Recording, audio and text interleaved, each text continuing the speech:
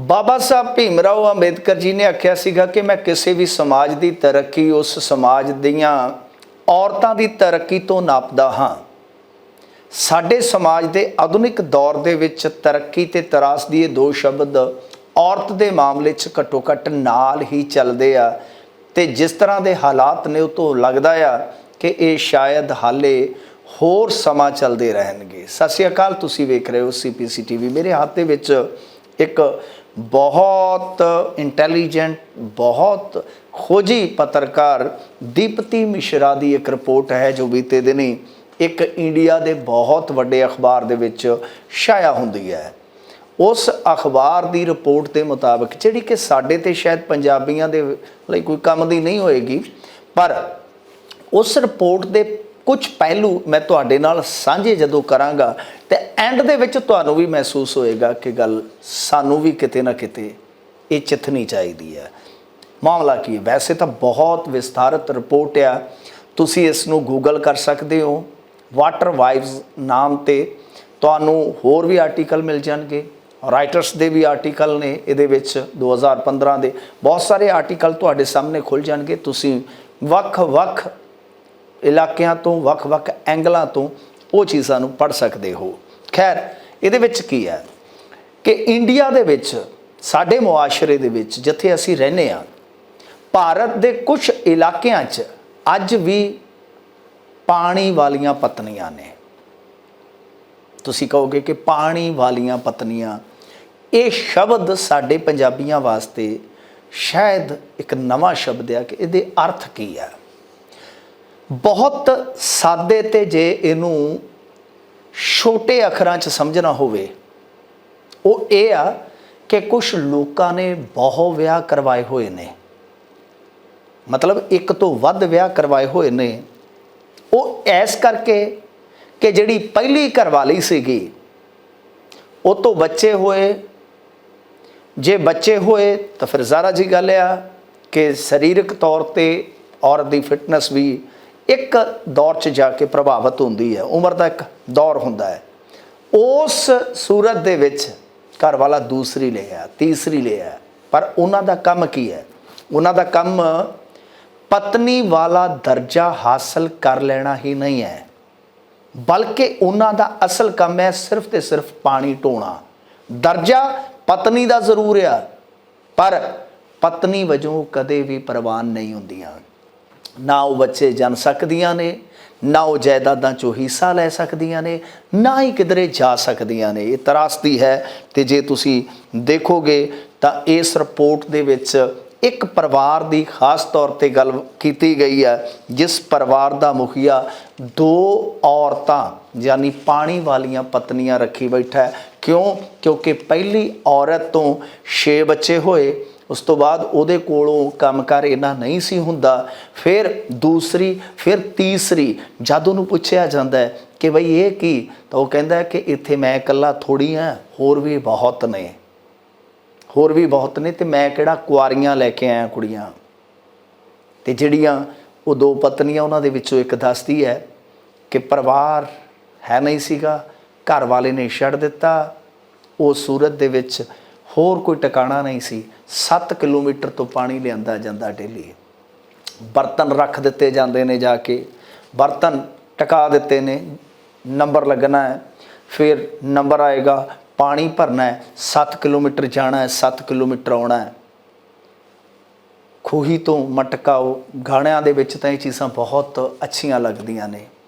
चित्रकारां दी चित्रकारता ਦੇ ਵਿੱਚ ਵੀ बहुत अच्छियां पेंटिंग्स तुहानूं ये लगदियां होणगियां, पर सोच के वेखो 14 किलोमीटर का सफ़र, सिर उत्ते मटका घड़ा ते उम्र, वो तुहानूं पता ही है असर हरेक बंदे ते करती है।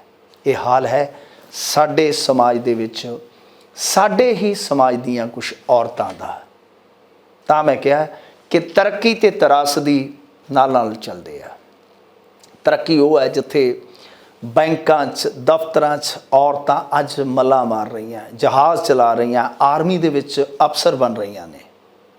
पर त्रासदी यह है कि अज भी सिर्फ रोटी टोक वास्ते, कखां दी कुल्ली च वसेरे वास्ते ਉਹਨਾਂ ਨੂੰ ਪਾਣੀ ਵਾਲੀ ਪਤਨੀ ਬਣ ਕੇ ਰਹਿਣਾ ਪੈ ਰਿਹਾ। ਇਹਦੇ ਤੋਂ ਦੋ ਚੀਜ਼ਾਂ ਨੇ।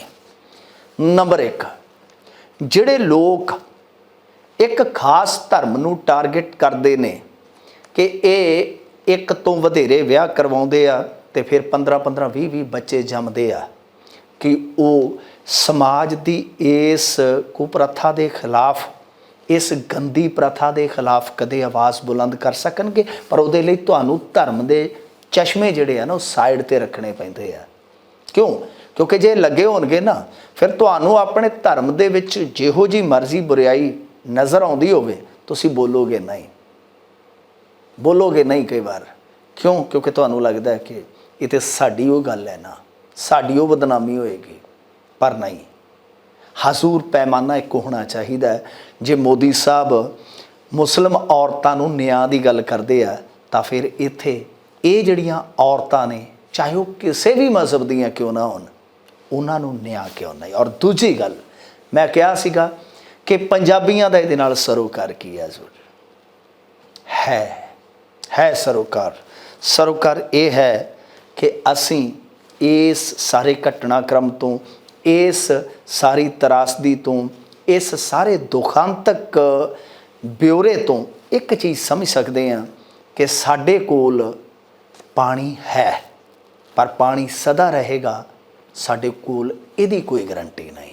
ਮੈਨੂੰ ਯਾਦ ਆ ਅੱਜ ਵੀ, ਜਿਸ ਇਲਾਕੇ 'ਚ ਅਸੀਂ ਜੰਮੇ ਪਲੇ, ਉਸ ਇਲਾਕੇ ਦੇ ਵਿੱਚ ਖੁਦ ਅਸੀਂ ਛੋਟੇ ਹੁੰਦੇ ਹਾਂ ਆਪਣੇ ਪਿੰਡ ਦੀਆਂ ਬੀਬੀਆਂ ਨੂੰ, ਦਾਦੀਆਂ ਨੂੰ, ਮਾਵਾਂ ਨੂੰ ਬਹੁਤ ਦੂਰੋਂ ਘੜੇ ਚੁੱਕ ਕੇ ਲਿਆਉਂਦਿਆਂ ਵੇਖਿਆ।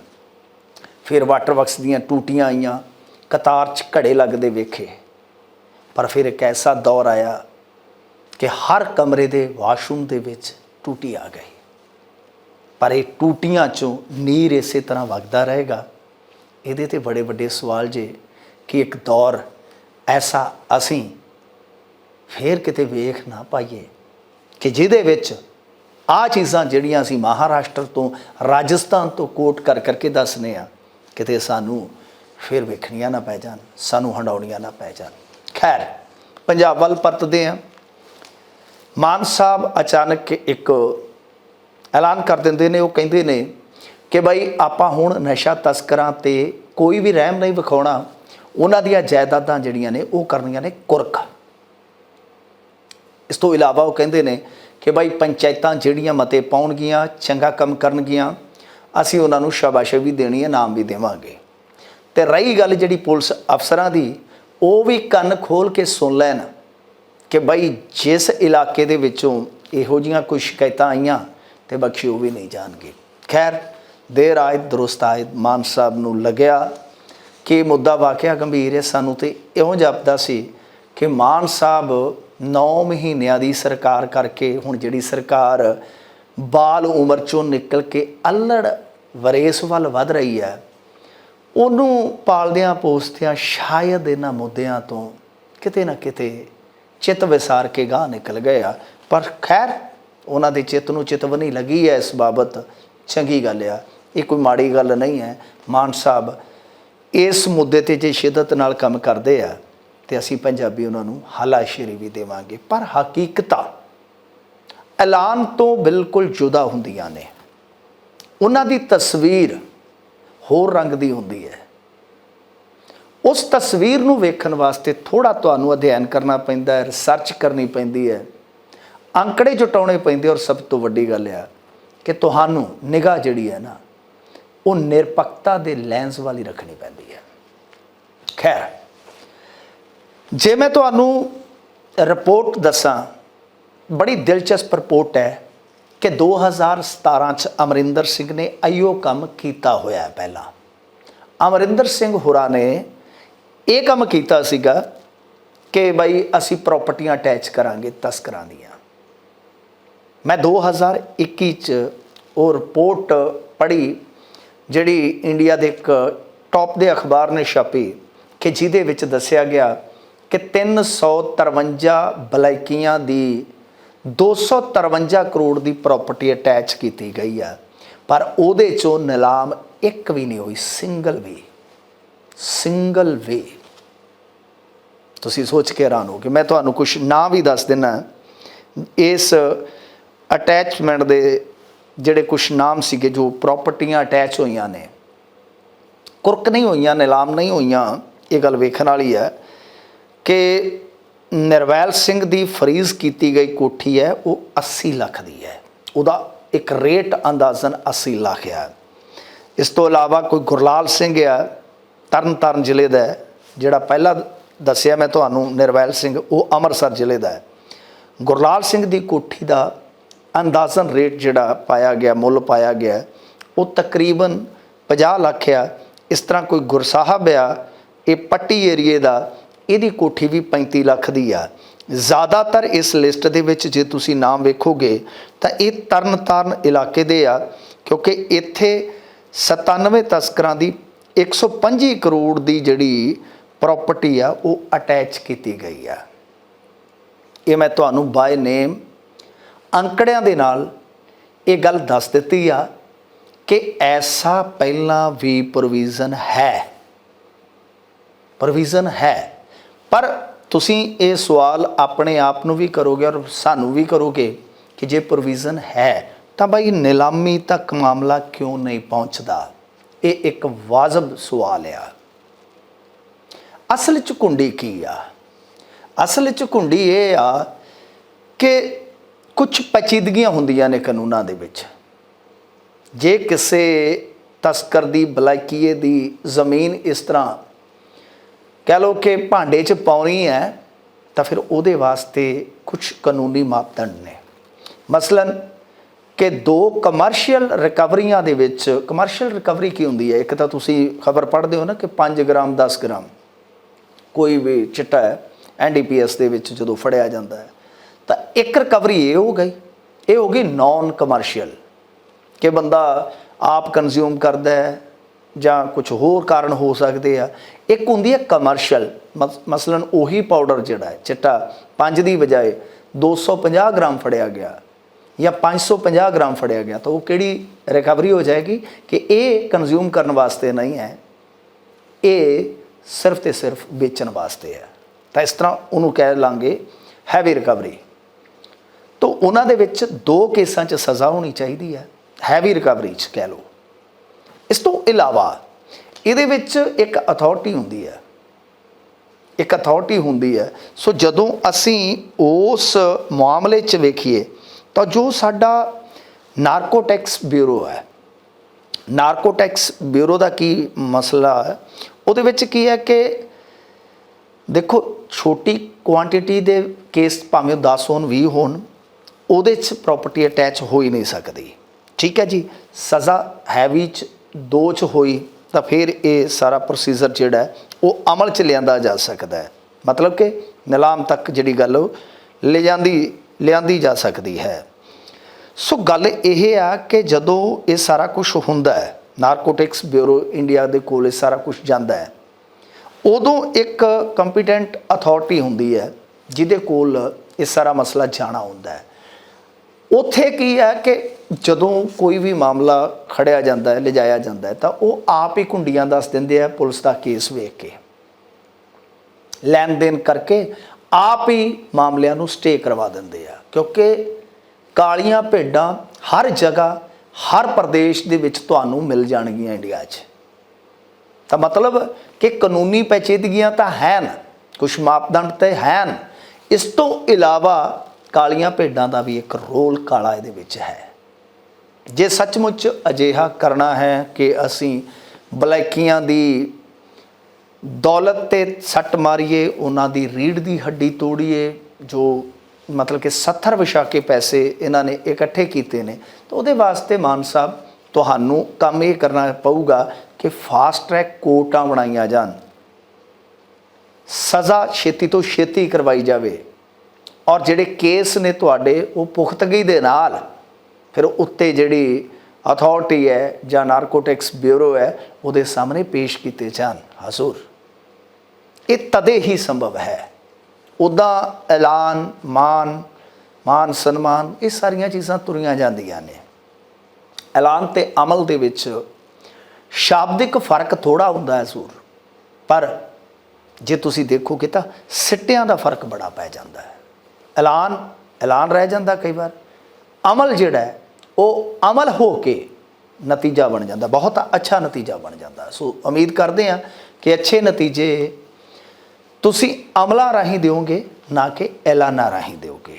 ਜਾਂਦੇ ਜਾਂਦੇ ਮਾਨ ਸਾਹਿਬ ਦੀ ਇੱਕ ਹੋਰ ਬੜੀ ਵਧੀਆ ਪਹਿਲ ਦੀ ਗੱਲ ਕਰ ਗਏ।